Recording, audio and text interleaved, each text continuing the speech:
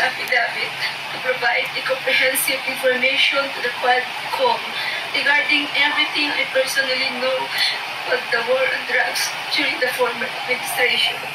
Garma ang nagtraidor kay President Duterte, tumistigo sa Quadcom, gumawa ng kwento para idiin si President Duterte. Natakot sa contempt ng mga congressman, si Garma nakarma na.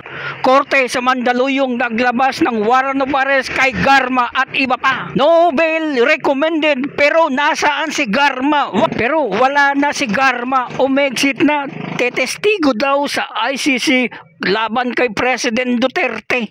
Yan ang napala mo sa mga Quadcom. Kung nagtiis ka lang sana sa contempt ng mga congressman, dapat ngayon malaya ka na. Ikaw ang naghukay sa sarili mo, kaya ang sisihin mo ang sarili mo. Oh, why you are answering?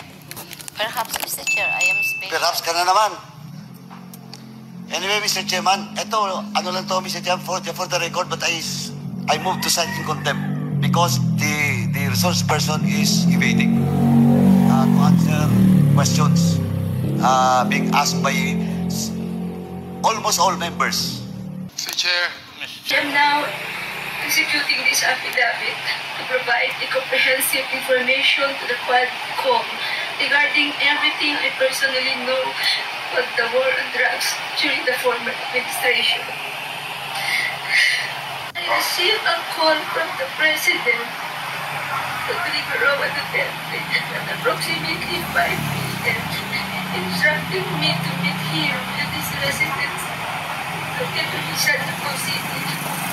Aalukin maging state witness, ito po ang balak gawin ng Justice Department oras na makabalik sa bansa si dating Police Colonel Royina Garma matapos siyang maharang sa Amerika. For her witness protection, for that matter.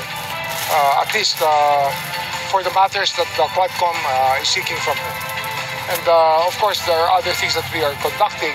Pinayagang makalabas ulit ng bansa si dating PCSO General Manager at retired Police Colonel Royina Garma kahit kababalik niya lang mula nang ipa-deport galing sa Amerika. As we speak, Secretary, ibig sabihin si Garma nasa ICC na para tumistigo. Ito yung testigo nila, may warrant of arrest dito sa Pilipinas, sa korte. At no bail recommended. Yan ang napala mo, Garma. With the ICC people in Malaysia. The ICC had been asking Sara Trillanes about making her available to be a witness in the case against Duterte.